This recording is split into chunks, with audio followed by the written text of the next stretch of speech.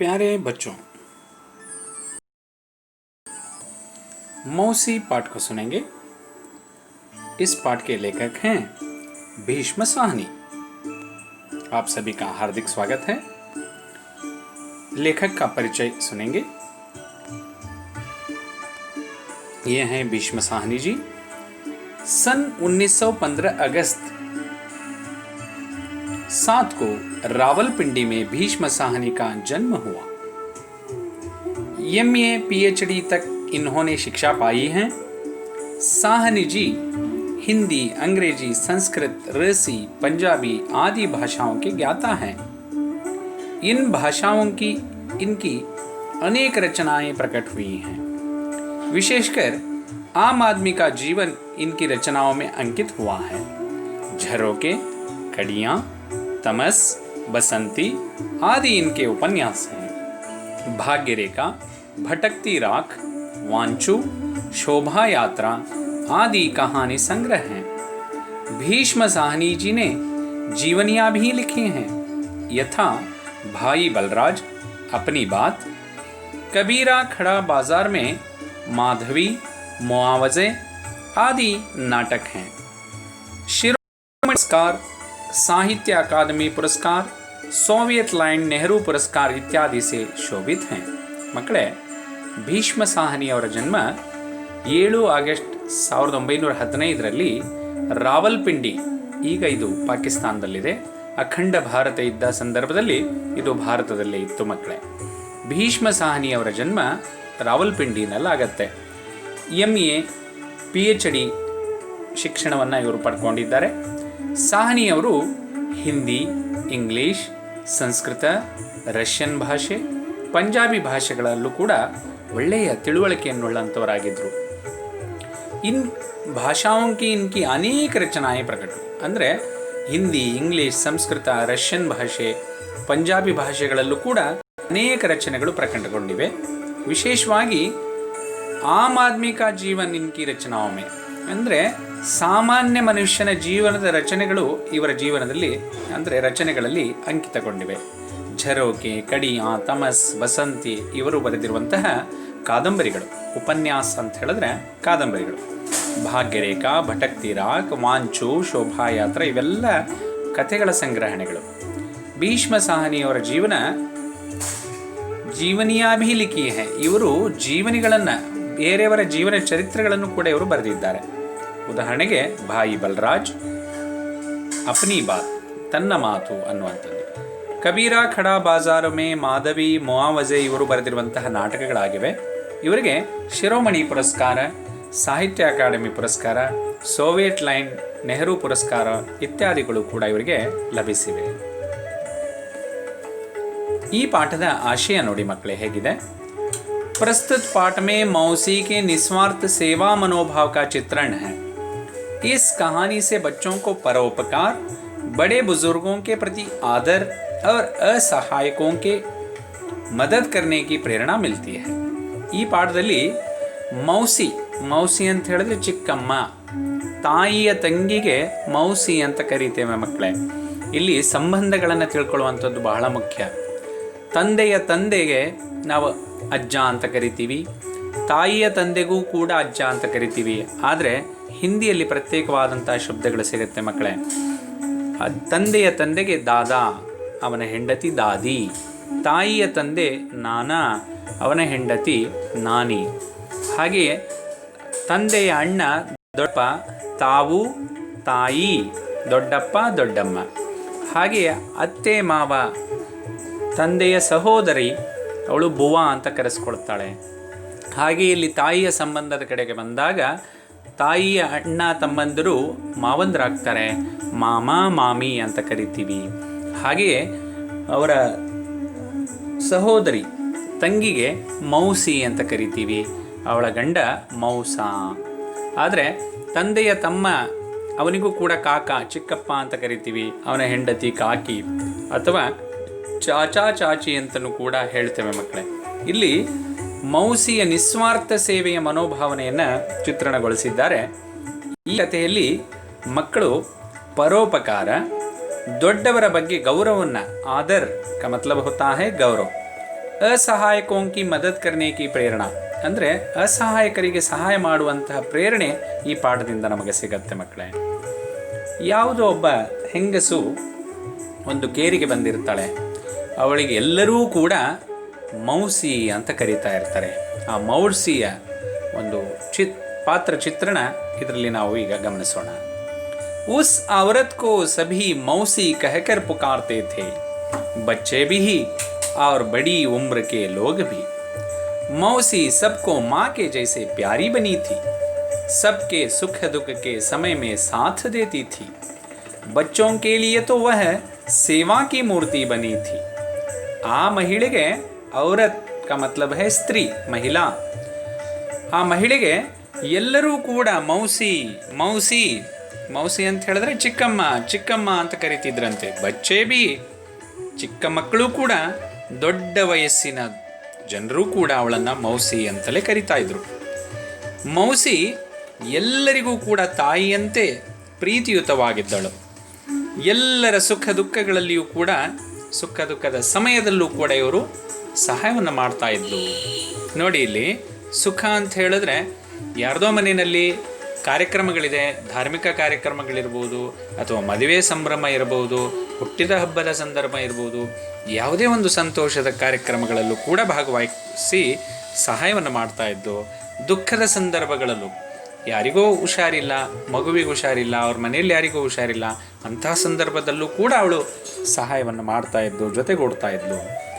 ಮಕ್ಕಳಿಗಂತೂ ಸೇವೆಯ ಮೂರ್ತಿಯಾಗಿದ್ದಳು. प्रतिदिन दोपहर होते होते मौसी स्कूल के फाटक पर पहुंच जाती थी. जैसे ही छुट्टी की घंटी बजती, वैसे ही बच्चे भागते हुए बाहर निकलते और मौसी के कंधों पर अपने अपने बस्ता डाल देते. मोहल्ले के सभी बच्चे उसे घेरे रहते थे. प्रतिनित्य, दोपहर का मतलब है मध्याह्न, ಮಧ್ಯಾಹ್ನವಾಗುತ್ತಿದ್ದಂತೆಯೇ ಸ್ಕೂಲ್ ಕೆ ಫಾಟಕ್ ಪರ್, ಫಾಟಕ್ ಅಂತ ಹೇಳಿದ್ರೆ ದ್ವಾರ, ಬಾಗಿಲು ಅಂತ ಕರಿತೀವಿ ಮಕ್ಕಳೇ. ಬಾಗಿಲ ಬಳಿ ಬರ್ತಾ ಇದ್ಲು. ಮಧ್ಯಾಹ್ನ ಬೆಲ್ ಹೊಡಿತಿದ್ದಾಗಲೇ छुट्टी की ಗಂಟಿ ಬಜ್ತಿ ಅಂದರೆ ಮಧ್ಯಾಹ್ನ ರಜೆಯ ಸಂದರ್ಭ ಅಂತ ಹೇಳಿದ್ರೆ, ಮಧ್ಯಾಹ್ನ ಅವಕಾಶದ ಅಂದರೆ ಬೆಳಗಿನ ಸ್ಕೂಲ್ ಮಾತ್ರ. ಆ ಸಂದರ್ಭದಲ್ಲಿ ಮಧ್ಯಾಹ್ನ ಗಂಟೆ ಹೊಡೆಯುತ್ತಿದ್ದಂತೆ ಮಕ್ಕಳೆಲ್ಲ ಓಡೋಡಿ ಬರ್ತಾ ಇದ್ರು. ತಮ್ಮ ತಮ್ಮ ಶೀಲಗಳನ್ನು, ಬ್ಯಾಗ್ಗಳನ್ನು, ಬಸ್ತಾ ಅಂತ ಹೇಳಿದ್ರೆ ತಮ್ಮ ಬ್ಯಾಗ್ಗಳನ್ನು ಮೌಸಿಗೆ ಕಂಧೋಂಪರ್ ಡಾಲ್ ದೇತೆ, ಮೌಸಿಯ ಹೆಗಲ ಮೇಲೆ ಹಾಕ್ತಿದ್ರಂತೆ. ತಗೋ ಮೌಸಿ, ನನ್ನ ಬ್ಯಾಗ್ ನನ್ನ ಬ್ಯಾಗ್ ನನ್ನ ಬ್ಯಾಗ್ ಹೇಳಿ. ಮೊಹಲ್ಲೆಗೆ ಸಭೀ ಬಚ್ಚೆ, ಕೇರಿಯ ಇಡೀ ಮಕ್ಕಳೆಲ್ಲರೂ ಕೂಡ ಅವಳನ್ನು ಘೇರೇ ರೇತೆ, ಆವರಿಸ್ಕೊಂಡಿರ್ತಿದ್ರು, ಸುತ್ತುವರ್ಕೊಂಡಿರ್ತಿದ್ರು. दोपहर ढलने पर मौसी नीम के पेड़ तले पहुंचती, जहां सभी बच्चे खेला करते थे. मौसी को बच्चों के साथ खेलना, उन्हें कहानियां, चुटकुले और पहेलियां सुनाना बहुत पसंद था. वह तोता तोती की कहानी, खाट के घोड़े की कहानी, वीरोचित कहानी आदि सुनाती थी. ಮಧ್ಯಾಹ್ನವಾಗುತ್ತಿದ್ದಂತೆ ಮೌಸಿ ಬೇವಿನ ಮರದ ಕೆಳಗಡೆ ಬರ್ತಾ ಇದ್ಲಂತೆ. ನೀಮ್ ಕಾ ಪೇಡ್ ಕಾ ಮತ್ಲಬ್ ಹೇ ಬೇವಿನ ಮರ. ಅಲ್ಲಿ ಎಲ್ಲ ಮಕ್ಕಳು ಕೂಡ ಆಟವಾಡ್ತಾ ಇದ್ವು. ಮೌಸಿಗೆ ಮಕ್ಕಳ ಜೊತೆಗೆ ಆಡುವುದೆಂದರೆ ಬಹಳ ಇಷ್ಟ, ಪಸಂದ್ ಥಾ. ಅವರಿಗೆ ಕತೆಗಳನ್ನು ಹೇಳ್ತಾ ಇದ್ಲು, ಜೋಕ್ಸ್ಗಳನ್ನು, ನಗೆ ಹನಿಗಳನ್ನು ಹೇಳ್ತಾ ಇದ್ಲು, ಪಹೇಲಿಯ ಒಗಟುಗಳನ್ನು ಕೂಡ ಹೇಳೋದು ಬಹಳ ಇಷ್ಟ ಅನ್ನಿಸ್ತಿತ್ತಂತೆ. ಅವಳು ಏನೇನೆಲ್ಲ ಕತೆಗಳನ್ನು ಹೇಳ್ತಾ ಇದ್ರು ಅಂಥೇಳಿ ಒಂದು ಪ್ರಶ್ನೆಯನ್ನು ಮಾಡ್ತಾರೆ ಮಕ್ಕಳೇ. ಮೌಸಿ ಕೌನ್ ಕೌನ್ ಸಿ ಕಹಾನಿಯಾ ಸುನಾತಿ ಥಿ. ವಹ ತೋತಾ ತೋತಿ ಕಿ ಕಹಾನಿ, ಗಂಡು ಗಿಳಿ ಹೆಣ್ಣು ಗಿಳಿಯ ಕತೆ. ಕಾಟ್ಖೆ ಗೋಡೆ ಕಿ ಕಹಾನಿ, ಕಟ್ಟಿಗೆಯ ಅಂದರೆ ಮರದ ಒಂದು ಕುದುರೆಯ ಕತೆ. ವೀರೋಚಿತ್ ಕಹಾನಿ, ವೀರರ ಕತೆಗಳನ್ನು ಹೇಳ್ತಾ ಇದ್ಲು. मौसी बच्चों को खिलाने के लिए अपने पास चने, टिकिया, मूंगफली आदि कुछ ना कुछ रखती थी. वह बच्चों से अपने बेटे बेटियों जैसी प्यार करती थी. मौसी ಮಕ್ಕಳಿಗೆ ತಿನ್ನಿಸ್ಲಿಕ್ಕಾಗಿ ತನ್ನ ಹತ್ರ ಏನಾದರೂ ಒಂದಷ್ಟು ವಸ್ತುಗಳನ್ನು ಇಟ್ಕೊಂಡಿರ್ತಿದ್ಲು.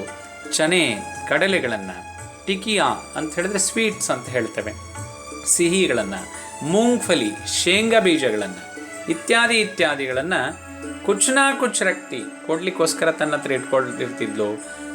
ಅವರು ಮಕ್ಕಳನ್ನು ಅಂದರೆ ತನ್ನ ಮಕ್ಕಳಂತೆ ಬೇಟೆ ಬೇಟಿಯೋ ಜೈಸಿ ಪ್ಯಾರ್ ಕರ್ತಿ, ತನ್ನ ಮಕ್ಕಳಂತೆಯೇ ಪ್ರೀತಿ ಮಾಡ್ತಾ ಇದ್ಲು ಎಲ್ಲ ಮಕ್ಕಳನ್ನು ಕೂಡ. ಏಕ್ ದಿನ್ ಜಬ್ ಸ್ಕೂಲ್ ಕಿ छुट्टी हुई, बच्चे बस्ते उठाकर बाहर निकले तो मौसी फाटक पर नहीं मिली.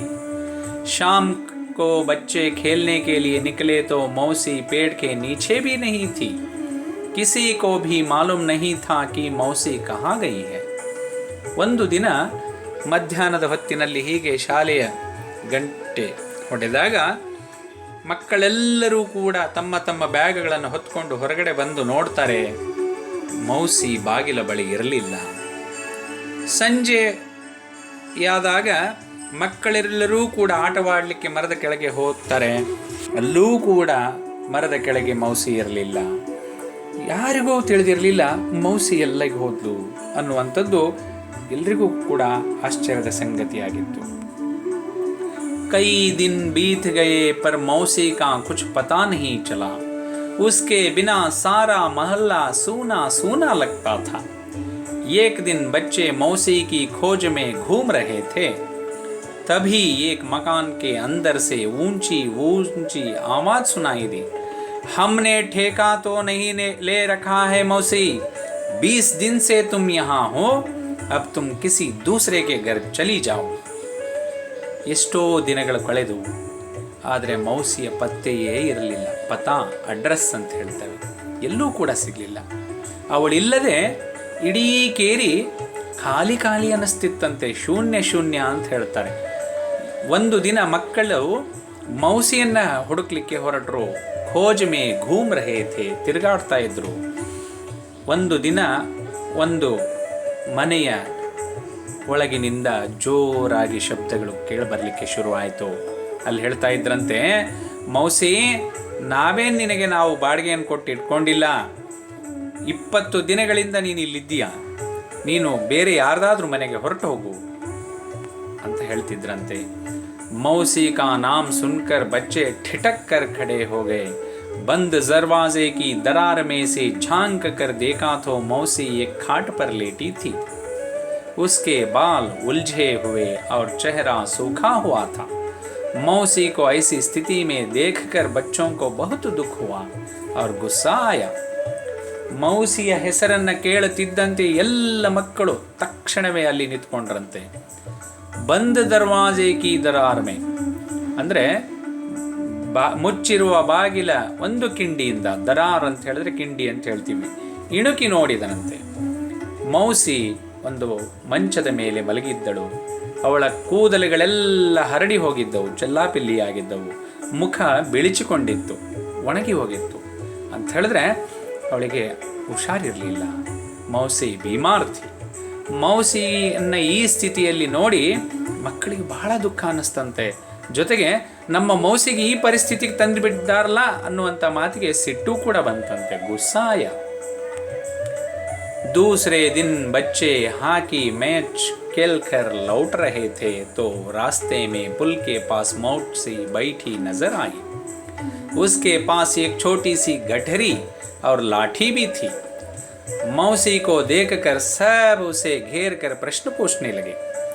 ಮಾರನೇ ದಿನ ಶಾಲೆಯಲ್ಲಿ ಹಾಕಿ ಮ್ಯಾಚನ್ನು ಮುಗಿಸ್ಕೊಂಡು ಬರ್ತಾ ಇದ್ರು. ರಸ್ತೆಯ ಪಕ್ಕದಲ್ಲಿ ಒಂದು ಸೇತುವೆ ಇತ್ತು, ಪುಲ್ ಅಂತ ಹೇಳಿದ್ರೆ ಸೇತುವೆ. ಆ ಸೇತುವೆಯ ಪಕ್ಕದಲ್ಲಿ ಕೂತಿದ್ದಾಳೆ. ಅವಳ ಹತ್ರ ಒಂದು ಚಿಕ್ಕದಾದ ಬಟ್ಟೆಯ ಒಂದು ಮೂಟೆ ಇತ್ತು, ಗಂಟಿತ್ತು. ಜೊತೆಗೆ ಒಂದು ದಂಡವೂ ಕೂಡ, ಕೋಲು ಕೂಡ ಇತ್ತು.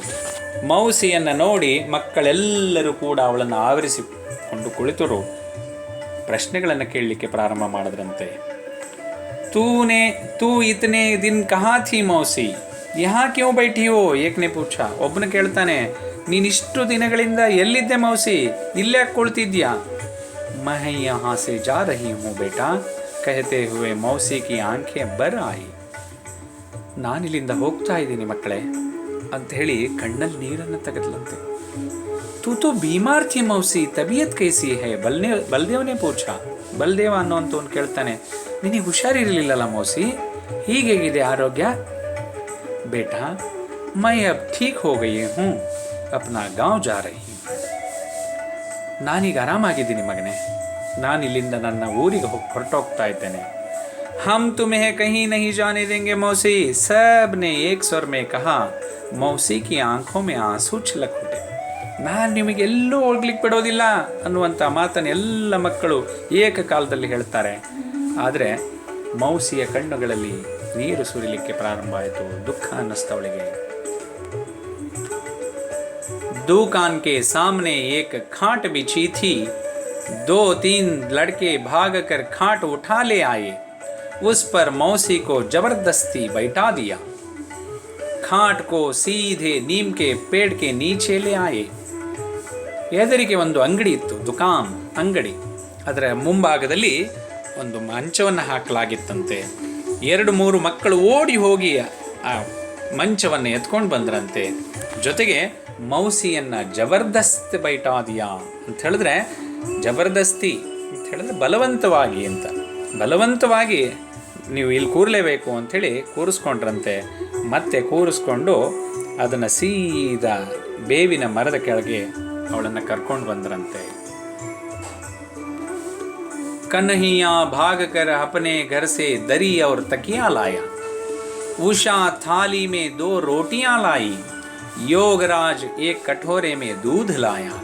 गोपाल घर से लाइम पुटा लाया. मुन्नी पीने के लिए पानी लाई.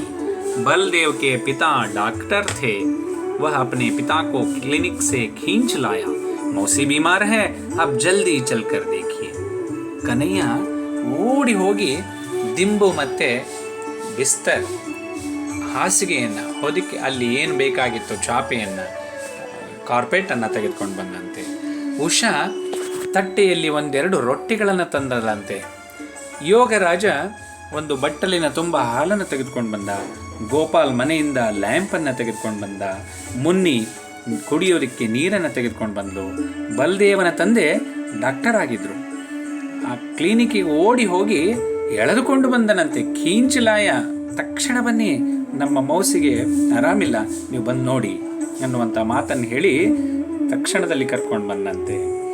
ಬಚ್ಚೆ ಸೋಚನೆ ಲಗೆ ಕಿ ಮೌಸಿ ಕೋ ಕಹಾ ಟಹರಾ ಜಾಯ್. ಮಕ್ಕಳೆಲ್ಲ ಒಟ್ಟುಗೂಡಿ ಅವರು ಆಲೋಚನೆ ಮಾಡಿದ್ರಂತೆ. ಉನ್ಹೋನೆ ನಿರ್ಣಯ ಲಿಯಾ ಕಿ ವೆ ಬಾರಿ ಬಾರಿ ಸೆ ಉಸೆ ಅಪ್ನೆ ಘರ್ ಮೇ ರಖೇಂಗೆ. ಒಂದು ನಿಶ್ಚಯವನ್ನು ಮಾಡ್ತಾರೆ, ಬಾರಿ ಬಾರಿನಲ್ಲಿ ಸರದಿ ಸಾಲಿನಲ್ಲಿ ನಾವು ನಮ್ಮ ಮನೆಗಳಲ್ಲಿ ಇಟ್ಕೊಳ್ಳೋಣ ಅನ್ನುವಂಥ ಮಾತನ್ನು ಆಲೋಚನೆ ಮಾಡ್ತಾರೆ. ಮತ್ತೆ ನಂತರದಲ್ಲಿ ಯೋಚನೆ ಮಾಡ್ತಾರೆ. बाद में उन्होंने हेडमास्टर जी से विनती की कि मौसी को स्कूल में काम दिया जाए.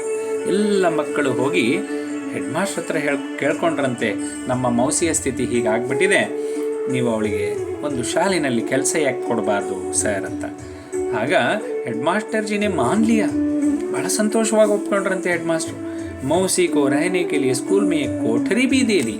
ಅಲ್ಲಿ ಇರಲಿಕ್ಕೆ ಒಂದು ಕೊಠಡಿಯನ್ನು ಕೂಡ ವ್ಯವಸ್ಥೆ ಮಾಡಿಕೊಟ್ರಂತೆ ಮುಖ್ಯ ಶಿಕ್ಷಕರು. मौसी फिर से स्कूल के आंगन में आने लगी. बच्चे उसे घेरे रहते और वह उन्हें कहानियाँ सुनाती. कभी कभी लाठी टेकती हुई मोहल्ले का चक्कर काटती.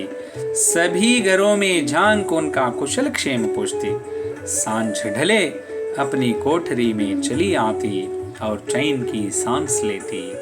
मौसी ಮತ್ತೆ ಶಾಲೆಯ ಅಂಗಳದಲ್ಲಿ ಬರಲಿಕ್ಕೆ ಪ್ರಾರಂಭ ಮಾಡಿದಳು.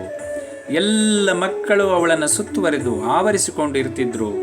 ಆ ಸಂದರ್ಭದಲ್ಲಿ ಮಕ್ಕಳಿಗೆ ಮತ್ತೆ ಕಥೆಗಳನ್ನು ಹೇಳೋದಕ್ಕೆ ಪ್ರಾರಂಭ ಮಾಡಿದ್ಲು. ಆಗಾಗ ಊರುಗೋಲನ್ನು ಊರಿಕೊಂಡು ಇಡೀ ಕೇರಿಯನ್ನು ಸುತ್ತಾಕಿ ಬರ್ತಿದ್ಲು. ಎಲ್ಲರ ಮನೆಗಳಲ್ಲಿ ಇಣುಕಿ ಅಂತ ಹೇಳಿದ್ರೆ ಪ್ರತಿಯೊಬ್ಬರ ಮನೆಗಳಲ್ಲಿ ಕೂಡ ಹೋಗಿ ಯೋಗಕ್ಷೇಮವನ್ನು ವಿಚಾರಿಸ್ತಾ ಇದ್ಲು. ಸಂಜೆ ಆಗುತ್ತಿದ್ದಂತೆಯೇ ಮತ್ತೆ ತನ್ನ ಕೊಠಡಿಗೆ ವಾಪಸ್ ಬಂದು ನೆಮ್ಮದಿಯ ನಿಟ್ಟುಸಿರನ್ನು ಅಂತ ಹೇಳಿದ್ರೆ ನೆಮ್ಮದಿಯಿಂದ ಖುಷಿಯಿಂದ ಅವಳು ಇರಲಿಕ್ಕೆ ಪ್ರಾರಂಭ ಮಾಡಿದಳು. इस तरह बच्चों के प्रेम व स्नेह भाव से मौसी के जीवन में खुशी के दिन लौट आए. ಈ ರೀತಿ ಮಕ್ಕಳ ಪ್ರೇಮ ಸ್ನೇಹ ಭಾವ ಮೌಸಿಯ ಜೀವನದಲ್ಲಿ ಸಂತೋಷದ ದಿನಗಳನ್ನು ವಾಪಸ್ ತಂದುಕೊಡ್ತು.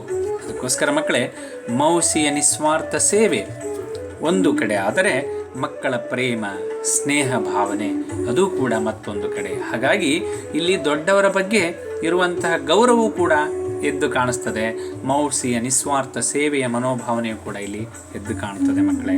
ಹಾಗಾಗಿ ಮೌಸಿಯ ಪಾತ್ರ ಅತ್ಯಂತ ಸುಂದರವಾಗಿ ಇಲ್ಲಿ ಚಿತ್ರಣವನ್ನು ಮಾಡಿದ್ದಾರೆ ಭೀಷ್ಮ ಸಾಹನಿಯವರು.